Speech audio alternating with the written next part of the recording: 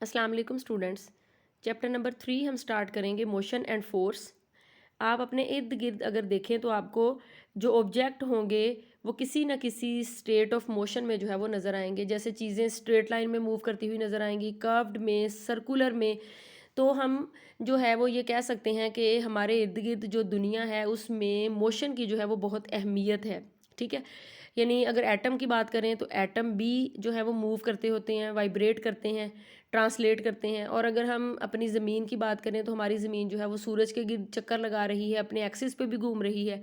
और अगर हम चांद की बात करें तो वो भी हमारी ज़मीन के गिर्द जो है वो मूव कर रहा है। सूरज और बाकी सियारे और सितारे जो हैं वो भी किसी न किसी हद तक किसी स्टेट ऑफ मोशन में जो है वो होते हैं। ठीक है, तो इट मीन्स कि हमारे इर्द गिर्द जो चीज़ें होती हैं वो किसी ना किसी स्टेट ऑफ मोशन में जो है वो आपको नज़र आती हैं। ठीक है, तो या तो चीज़ें मूव कर रही होती हैं या फिर रेस्ट में होती हैं। इसलिए हम कह सकते हैं कि जो मोशन एंड रेस्ट जो है ये रिलेटिव है एक दूसरे के साथ। ठीक है, यानी कोई चीज़ अगर मोशन में नहीं है तो इट मीन्स वो रेस्ट में होगी। तो इसी लिहाज से अगर देखा जाए तो मोशन का टॉपिक जो है वो कितना अहमियत का जो है वो रखता है, तो इसी हवाले से हम इसको यहाँ डिस्कस जो है वो करेंगे। इसके साथ जो पैरामीटर्स रिलेट हैं, जो क्वांटिटीज़ रिलेट हैं, हम उसको डिस्कस करेंगे। और यहाँ पे सबसे पहले जो है वो हमारे पास है डिस्प्लेसमेंट। ठीक है, सबसे पहले जो है वो हमारे पास है यहाँ पे डिस्प्लेसमेंट। डिस्प्लेसमेंट का क्या मतलब है कि जब कोई भी ऑब्जेक्ट अपनी जगह जो है वो तब्दील कर लेता है। ठीक है, जैसे ये कोई भी बॉडी है तो ये उसकी इनिशियल पोजीशन है, उसके बाद जो है वो कुछ टाइम के बाद ये बॉडी जो है वो इस फाइनल पोजीशन पे चली जाती है। ठीक है, तो इट मीन्स कि ये इससे लेके यहाँ तक, इनिशियल से लेके फाइनल तक डिस्प्लेस हो गई है, अपनी जगह जो है वो इसने तब्दील कर ली है। तो इसको जो है वो बॉडी का जो डिस्प्लेस होना है एक पोजीशन से दूसरी पोजीशन तक, यानी अपनी पोजीशन चेंज करना फ्रॉम इनिशियल टू फाइनल, ये क्या कहलाता है? डिस्प्लेसमेंट। डिस्प्लेसमेंट जो है इसको एक वेक्टर से शो किया जाता है और ये हमें क्या बताता है कि बॉडी कितना मूव हुई है।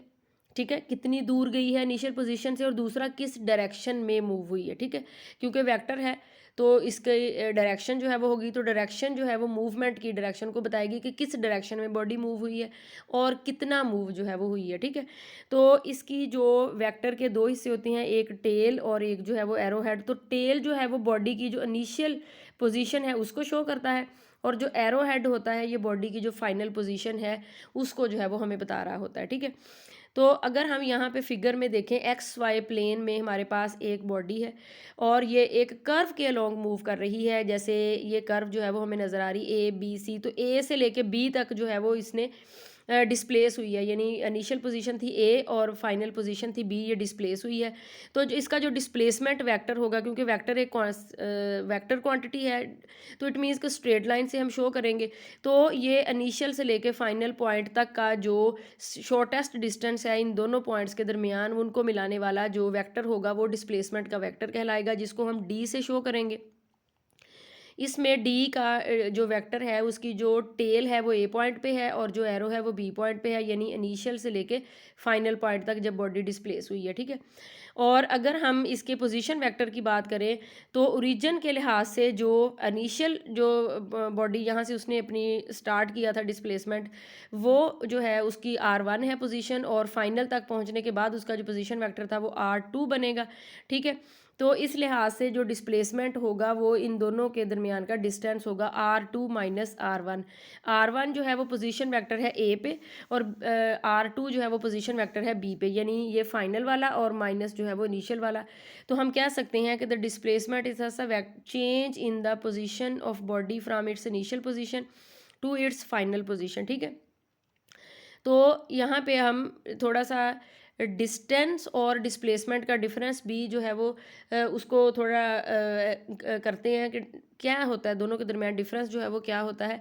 डिस्टेंस जो है वो एक स्केलर क्वांटिटी है। हम ये कहते हैं कि बॉडी ने जो है वो 2 किलोमीटर का जो है वो डिस्टेंस चलें कवर किया है, 2 मीटर का डिस्टेंस कवर किया है, तो ये उसकी मैग्नीट्यूड के बारे में हमें बताता है डिस्टेंस। ठीक है। लेकिन डिस्प्लेसमेंट के लिए कितना कवर किया है और किस डायरेक्शन में कवर किया है, तो डिस्प्लेसमेंट जो है वो एक वेक्टर क्वांटिटी है। जो डिस्प्लेसमेंट आपको उसकी मैग्नीट्यूड के बारे में भी बताता है और डायरेक्शन के बारे में भी बताता है, ठीक है। और इसको हम जो है वो एक स्ट्रेट लाइन से जो है वो शो कर सकते हैं, ठीक है, कि एक स्ट्रेट लाइन पे आप ये कह लें कि जो स्ट्रेट लाइन पे डिस्टेंस होता है वो क्या कहलाता है, डिस्प्लेसमेंट। तो इसका जो जो वेक्टर है ये उसकी डायरेक्शन के बारे में हमें बताता है, ठीक है।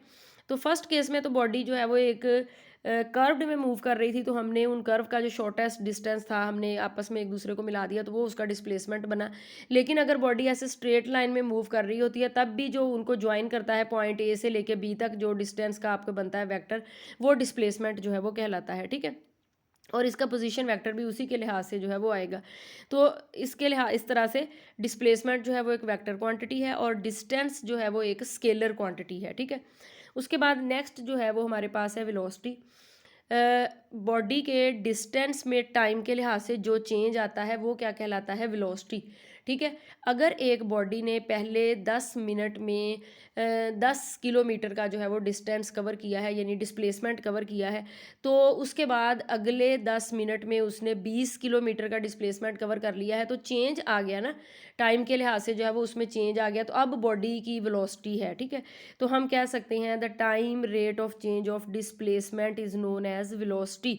क्योंकि डिस्प्लेसमेंट एक वेक्टर क्वांटिटी है, तो ये जो हमारे पास वेलोसिटी होगी वो भी एक वेक्टर क्वांटिटी होगी। डिस्प्लेसमेंट की यूनिट होती है मीटर और वेलोसिटी की यूनिट होती है मीटर पर सेकंड, और इस तरह से हम इसको डिनोट करते हैं एवरेज वेलोसिटी, ठीक है। V average is equal to rate of change of displacement with respect to time. तो अब एवरेज वेलोसिटी का मतलब ये है कि ए से लेके बी तक बॉडी ने, यहाँ से इनिशियल पोजीशन थी ए और यहाँ पे आप फाइनल पोजीशन पे पहुँच गई है बी, तो यहाँ से लेके जो टोटल है आप डिस्प्लेसमेंट में चेंज आया है टाइम के लिहाज से, वो एवरेज वेलोसिटी के बारे में बताता है। लेकिन अगर जो है वो हम यहाँ पे मालूम करना चाहते हैं किसी भी एक इन दोनों के दरमियान में हम मालूम करना चाहते हैं कि इस जो है वो टाइम वेलोसिटी में सॉरी इस टाइम डिस्प्लेसमेंट में क्या तब्दीली थी, तो वो हमें फिर एवरेज जो है वो वेलोसिटी उसके बारे में हमें इंफॉर्मेशन नहीं देती, बल्कि उसके लिए हमें एक और जो है वो डिफाइन करना पड़ता है वेलोसिटी की टर्म को, वो कहलाती है इंस्टेंटेनियस वेलोसिटी, ठीक है। तो इसके लिए जो है वो हम देखें, अगर एक जो टेनिस बॉल है इस तरह से मूव कर रही है, तो यहाँ पे पहुँच जाती है, तो उसके बाद यहाँ पे दोबारा वापस आ जाती है, तो इनिशियल पोजीशन भी यही है और फाइनल पोजीशन भी यही है, तो हम कह सकते हैं कि इसका जो डिस्प्लेसमेंट है वो ज़ीरो है, क्योंकि बॉडी डिस्प्लेस नहीं हुई। डिस्प्लेस इस तरह से नहीं हुई कि यहाँ से चली थी, यहाँ पे गई, दोबारा यहाँ पे वापस आ गई, तो बॉडी की इनिशियल और फाइनल पोजीशन जो है वो सेम है, तो बॉडी की डिस्प्लेसमेंट नहीं हुई। जब बॉडी की डिस्प्लेसमेंट नहीं होगी तो उसकी एवरेज वेलोसिटी भी ज़ीरो होगी। लेकिन ये इस पॉइंट से लेके इस पॉइंट तक जाने में, यानी यहाँ से लेके यहाँ तक जाने में तो बॉडी का कुछ डिस्प्लेसमेंट था, तो हम ये कह सकते हैं कि यहाँ पे जो वेलोसिटी होगी वो तो ज़ीरो नहीं होगी, तो उसके लिए हमें एवरेज वेलोसिटी नहीं बताएगी, बल्कि एवरेज वेलोसिटी तो हमने निकाल ली कि टोटल उसकी इस पूरे चक्कर में उसकी एवरेज वेलोसिटी ज़ीरो, क्योंकि डिस्प्लेसमेंट ज़ीरो है। तो यहाँ पे हमें इंस्टेंटेनियस वेलोसिटी को जो है वो डिफाइन करना पड़ेगा। इंस्टेंटेनियस वेलोसिटी का मतलब ये होता है कि दो पॉइंट के दरमियान जो टाइम का जो शॉर्टेस्ट इंटरवल है, तब उस शॉर्टेस्ट इंटरवल में डिस्प्लेसमेंट में जो चेंज आ रहा था टाइम के लिहाज से, वो क्या कहलाती है, इंस्टेंटेनियस वेलोसिटी के साथ जो है वो हम उसको बताते हैं। और जो डिस्प्लेसमेंट में तब्दीली आ रही होती है R2 माइनस R1, ये आप जैसे डेल्टा जो है वो यहाँ पे हम शो करते हैं very small change in the displacement, यानी ये दो आपने इंटरवल जो है वो ले लिए, इन दोनों इंटरवल, ये दोनों इंटरवल बहुत स्मॉल इंटरवल हैं, ठीक है। यानी पूरी जर्नी में हम किसी भी लम्हे में देखना चाहते हैं, किसी भी दो पॉइंट के दरमियान देखना चाहते हैं कि इंस्टेंटेनियस वेलोसिटी उसकी क्या है, तो एवरेज हमें हेल्प नहीं करेगी, तो हमें इंस्टेंटेनियस वेलोसिटी का फार्मूला डिफाइन करना पड़ेगा। उसका मतलब ये है कि इन दोनों इंटरवल के दरमियान 1 से 2 तक जो डिस्प्लेसमेंट में तब्दीली आ रही है वो, तो इसीलिए हम इसको जो है वो फिर कैसे डिफाइन करते हैं, the instantaneous velocity is defined as the limiting value of rate of change of displacement with respect to time. Delta यहाँ पे शो कर रहा है कि very small change in displacement with respect to that small interval of time is following the time approaches to zero, यानी वो जो small interval हमने इतना छोटा लेना है कि हमें बिल्कुल लगे कि टाइम जो है वो यहाँ पे ज़ीरो पे अप्रोच कर रहा है, बिल्कुल स्मॉल इंटरवल, ठीक है। तो इसको जो है वो इंस्टेंटेनियस वैल्यू जो है वो कहते हैं। और फार्मूला जो है वो मैथमेटिकल इसकी क्या एक्सप्रेशन बनती है, v instantaneous is equal to limit delta T approaches to zero. Delta T का मतलब है ये, इसको जो है वो आप t2 कह लें, इसको जो है वो आप t कह लें, तो इसके दरमियान जितना चेंज आया है डिस्प्लेसमेंट में उसको जो है वो आप डेल्टा t कहेंगे। तो जो वेलोसिटी में यहाँ पे जो वेलोसिटी आप इसकी कैलकुलेट करेंगे उसको कहेंगे इंस्टेंटेनियस वेलोसिटी, ठीक है, and delta T approaches to zero. तो इस तरह से ये आपको इंस्टेंटेनियस वेलोसिटी जो है वो होगी एट द वेरी मतलब किसी भी शॉर्टेस्ट इंस्टेंट में जो है वो आप जब वेलोसिटी की वैल्यू ले रहे होते हैं तब। तो अगर इंस्टेंटेनियस वेलोसिटी की यानी बॉडी की ये इनिशियल पोजीशन है, ये बॉडी की फाइनल पोजीशन है, आपने एवरेज जो है वो निकाल ली, तो उसके बाद जो है वो आप इन दोनों इंटरवल में आपने इंस्टेंटेनियस वेलोसिटी देखी कितनी आ रही है, फिर या इस इंटरवल में देखी कितनी आ रही है, फिर यहाँ पे इस इंटरवल में देखी कितनी आ रही है। तो अगर इंस्टेंटेनियस वेलोसिटी इन तीनों इंटरवल में सेम आ रही है तो इट मीन्स के बॉडी की जो वेलोसिटी है वो टोटली उसमें कोई चेंज नहीं आ रहा, वो उस बॉडी यूनिफॉर्म वेलोसिटी के साथ मूव कर रही है, ठीक है। फर्स्ट इंस्टेंट में भी उतनी ही आई, सेकंड इंस्टेंट में भी उतनी ही आई, थर्ड में भी उतनी ही आई। तो इट मीन्स के बॉडी की वेलोसिटी में चेंज नहीं आ रहा। अगर चेंज आ रहा होता तो किसी ना किसी इंस्टेंट में तो वो चेंज हमें मिलता। तो इट मीन्स कि अगर बॉडी की इंस्टेंटेनियस वेलोसिटी में चेंज नहीं आ रहा तो बॉडी यूनिफॉर्म वेलोसिटी के साथ जो है वो मूव कर रही है, ठीक है। उसके बाद नेक्स्ट जो है वो हमारी टर्म है एक्सेलरेशन। अगर किसी बॉडी की वेलोसिटी में टाइम के लिहाज से चेंज आ रहा हो तो बॉडी एक्सेलरेट कर रही होती है, उसका एक्सेलरेशन होता है। जैसे अगर फर्स्ट हम जो इंटरवल निकालें उसमें बॉडी की वेलोसिटी थी 45 किलोमीटर पर आवर या 45 मीटर पर सेकंड, लेकिन अगले ही जो टाइम का हम इंटरवल लेंगे यानी अगले 10 मिनट में, अगले 1 घंटे में बॉडी की वेलोसिटी जो है वो 50 किलोमीटर पर आवर होगी या 50 मीटर पर सेकंड होगी, यानी जो हम ले रहे हैं उसके हिसाब से। तो बॉडी की वेलोसिटी जो है वो इंक्रीज़ हो रही है, ठीक है, यानी जैसे जैसे टाइम बढ़ रहा है तो बॉडी की वेलोसिटी में जो है वो इंक्रीज आ रहा है, तो चेंज आया ना, तो इसको अब कह रहे हैं कि बॉडी जो है वो एक्सेलरेट कर रही है। तो वेलोसिटी में टाइम के लिहाज से जो चेंज आ रहा होता है उसको कहते हैं acceleration. The time rate of change of velocity of a body is called acceleration, ठीक है। तो एक्सेलरेशन भी एक वेक्टर क्वांटिटी है क्योंकि वेलोसिटी एक वेक्टर क्वांटिटी है। वेलोसिटी की यूनिट थी हमारे पास मीटर पर सेकंड और एक्सेलरेशन की होती है मीटर पर सेकंड स्क्वायर, ठीक है। और ये एक वेक्टर क्वांटिटी है। वेलोसिटी की चाहे डायरेक्शन बदले चाहे मैग्नीट्यूड बदले या दोनों बदले, एक्सेलरेशन जो है वो बॉडी का होगा। यानी चेंज का मतलब सिर्फ मैग्नीट्यूड में चेंज आना नहीं है, डायरेक्शन में भी चेंज आ सकती, तब भी वेक्टर चेंज हो जाएगा, तो वो यानी कि नए में कन्वर्ट हो जाएगा। जैसे मतलब वेलोसिटी में डायरेक्शन में चेंज आ रही है तब भी, मैग्नीट्यूड में चेंज आ रही है तब भी, दोनों में चेंज आ रही है तब भी हम ये कह सकते हैं कि बॉडी का जो है वो हैविंग सम एक्सेलरेशन, ठीक है। तो यहाँ पे जो है वो हम दो वेलोसिटी का जो है वो पोजीशन ले रहे हैं। एक जो है वो वेलोसिटी का वेक्टर v1 है, उसके बाद v2 है, तो इन दोनों के दरमियान जो चेंज इन वेलोसिटी है वो डेल्टा v है, v2 माइनस v1। तो एवरेज एक्सेलरेशन जो है वो हम निकाल सकते हैं delta v divided by delta t, ठीक है। टाइम के लिहाज से जो बॉडी की इनिशियल वेलोसिटी थी आफ्टर सम टाइम उस बॉडी की फाइनल वेलोसिटी होगी, तो दोनों में जो चेंज आएगा वो क्या कहलाएगा, एवरेज एक्सेलरेशन जो है वो हमें देगा, ठीक है। तो एवरेज एक्सेलरेशन जो है वो हम उसको टोटल, यानी हम इसको एवरेज एक्सेलरेशन हम टोटल, जैसे हमने वेलोसिटी का कहा कि जो उसका पूरी बॉडी की इंटरवल होता है इनिशियल से लेके फाइनल तक, लेकिन इसके दरमियान में अगर हमने एक्सेलरेशन देखना है कि कितना आया है तो उसके लिए हमें फिर अगेन इंस्टेंटेनियस एक्सेलरेशन की जो है वो फार्मूला डिफाइन करना पड़ेगा, ठीक है। यानी कोई भी इंस्टेंट जो है वो हम ले सकते हैं। इस इंस्टेंट में हम ये देखते हैं कि बॉडी की वेलोसिटी में कितना चेंज आया है with respect to time when the time limit approaches to zero. यानी ये दो इंटरवल जो है वो हम ले रहे हैं, कोई भी इंटरवल ले रहे हैं, ए पॉइंट से लेके बी तक, इनिशियल से लेके फाइनल तक, यानी पूरी बॉडी की जर्नी में कहीं भी, तो वो वाली जो वैल्यू होगी वो इंस्टेंटेनियस एक्सेलरेशन कहलाएगी। और उसको हम कैसे डिफाइन करेंगे, a instantaneous is equal to limit delta t approaches to zero. यानी आपने वो जो टाइम का इंटरवल होगा, शॉर्टेस्ट इंटरवल लेना है जब टाइम जीरो को अप्रोच करे। इंस्टेंट का ये मतलब लम्हा होता है ना, एक लम्हा, लम्हाती, यानी आप ये कह लें कि एक्सेलरेशन है ये एक लम्हे में कितना है, तो वो उसके लिए हमें वो लम्हा छोटा जो है वो लेना पड़ेगा when time approaches to zero. These two interval, ये जो दो इंटरवल हमने लिए हैं, और फिर इस इंटरवल के दरमियान में वेलोसिटी में जो चेंज जो है वो आ रहा है वो आपको वैल्यू जो है वो क्या देगा, इंस्टेंटेनियस एक्सेलरेशन की वैल्यू जो है वो आपको देगा, ठीक है। तो डायरेक्शन जो है वो यानी यहाँ पे एक और जो है वो हम पॉइंट जो है वो लेते हैं कि जो यहाँ पे दो वेक्टर हम लेंगे, जैसे हम एक्सेलरेशन जो है वो एवरेज हमने लिया, तो डिफरेंस हमने लिया दो वेक्टर का और डिवाइड हमने उसको कर दिया टाइम के ऊपर।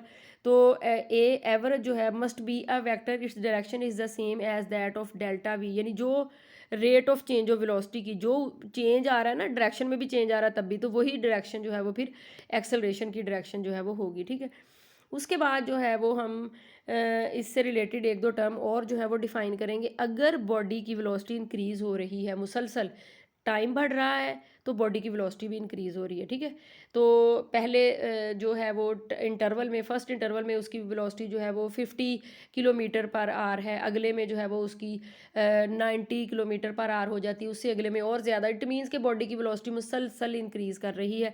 तो जब बॉडी की वेलोसिटी इंक्रीज़ कर रही होती है तो तब भी तो उसका एक्सेलरेशन है, और उस एक्सेलरेशन को हम क्या कहेंगे कि पॉजिटिव है। और जब जो है वो बॉडी की वेलोसिटी डिक्रीज़ कर रही होती है, पहले 50 किलोमीटर पर आवर थी, फिर 30 किलोमीटर पर आवर हो गई, फिर 20 किलोमीटर, यानी जैसे जैसे टाइम गुजर रहा है बॉडी की वेलोसिटी जो है वो डिक्रीज़ कर रही है। ठीक है, तो तब जो एक्सेलरेशन जो है वो होगा वो क्या होगा, नेगेटिव, उसको हम नेगेटिव लेंगे। कन्वेंशनली इंक्रीजिंग वेलोसिटी जो है वो पॉजिटिव एक्सेलरेशन, और जो डिक्रीज़ हो रहा होता है वेलोसिटी में वो जो है वो हमें क्या देता है, नेगेटिव एक्सेलरेशन। ठीक है उसके बाद जो है वो अगर बॉडी की वेलोसिटी में जो चेंज आ रहा हो वो equal amount in equal interval of time, ठीक है, यानी जो फर्स्ट इंटरवल था, फॉर एग्जांपल हम उसको ले लेते हैं कि 10 मिनट में जो बॉडी की वेलोसिटी में चेंज आया है, ठीक है, उसको आप जो है वो कह लें कि 45 किलोमीटर पर आवर जो है। उसके बाद अगला जो है वो टाइम, यहाँ पे भी 10 था तो अगला 10 हो गया। ठीक है, अगला जो 10 है उसमें भी बॉडी की वेलोसिटी में जो इंक्रीज़ आया है वो भी उतना ही आया है जितना पहले में आया है। ठीक है, यानी जिस तरह से टाइम बढ़ रहा है वैसे ही बॉडी की वेलोसिटी बढ़ रही है। ठीक है, तो इस तरह इसको हम कह सकते हैं कि equal amount in equal interval of time. ठीक है, अगर टाइम 10 से 20 हो रहा है तो वेलोसिटी भी 45 से 90 हो रही है, यानी वो डबल है तो वो भी डबल हो रही है। इट मीन्स के बॉडी की जो जो उस वो वेलोसिटी है उसकी जो इक्वल अमाउंट है, जो टाइम है वो इक्वल इंटरवल है। तो मुसलसल यानी आप ये कह लें कि उसमें जो इंक्रीज़ आ रहा है उसमें भी एक यूनिफॉर्म इंक्रीज़ हो रहा है, तो उसका बॉडी का जो एक्सेलरेशन होगा वो क्या होगा, यूनिफॉर्म एक्सेलरेशन होगा, यानी बॉडी का एक्सेलरेशन एक ही तरह का होगा फिर। ठीक है, जैसे बॉडी की स्पीड अप जैसे हो रही होती है और उसमें यूनिफॉर्मिटी है, तो जो हमारा एक्सेलरेशन होगा वो भी यूनिफॉर्म होगा। उसके बाद जो है वो अगर बॉडी जो है वो यूनिफॉर्म एक्सेलरेशन के साथ मूव कर रही है, अगर एक बॉडी का एक्सेलरेशन यूनिफॉर्म है तो उस बॉडी का जो एवरेज एक्सेलरेशन होगा और इंस्टैन्टेनियस एक्सेलरेशन होगा वो भी आपस में बराबर होगा। यूनिफॉर्म का मतलब यही है ना कि उसमें जो चेंज जो है वो एक तरह से, या जैसे वेलोसिटी में एक तरह का चेंज आ रहा तो यूनिफॉर्म एक्सेलरेशन है। ठीक है, उसमें कभी कम कभी ज़्यादा जो है वो नहीं हो रहा। तो हम यहाँ पे लेंगे तो इस इंस्टेंट 1 पे लेंगे तब भी वही आएगा, इंस्टेंट 2 पे लेंगे तब भी वही आएगा, इंस्टेंट 3 पे लेंगे तब भी वही आएगा।